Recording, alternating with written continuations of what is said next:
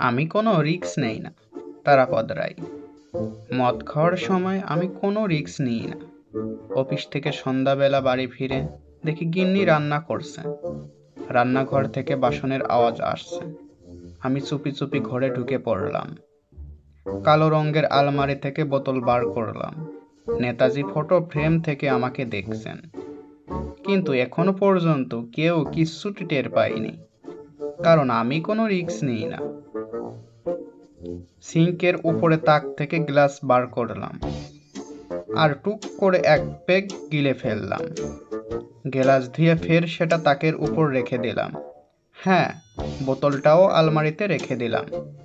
নেতাজি মুচকি হাসলেন। রান্নাঘরে উকি দিলাম। গিন্নি দেখি আলু কাটছে। কেউ কিছু টের পায়নি, কারণ আমি তো কোনো রিস্ক নিই না। গিন্নিকে জিজ্ঞেস করলাম, সমীরের মেয়ের বিয়ের কিছু হলো? গিন্নি, না, মেয়েটার ভাগ্যটাই খারাপ, এখনো পাত্র দেখছে। আমি আবার ঘরে গেলাম।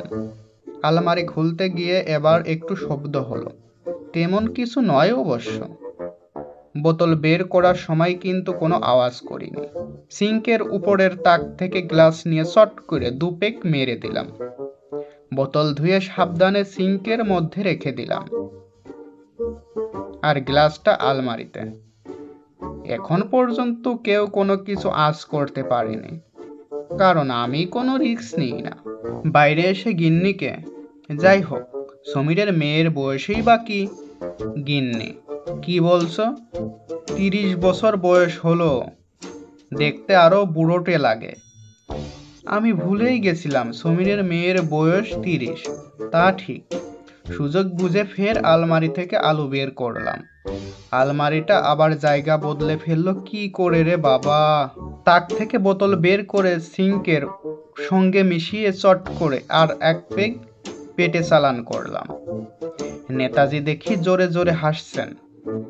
তাক আলুতে রেখে নেতাজির ছবি খুব ভালো করে ধুয়ে আলমারিতে রেখে দিলাম। গিন্নি কি করছে দেখি। হ্যাঁ, ও গ্যাসের উপর সিং চড়াচ্ছে, কিন্তু এখনো পর্যন্ত কেউ কিচ্ছু টের পায়নি, কারণ আমি তো কোনো রিস্ক নিই না।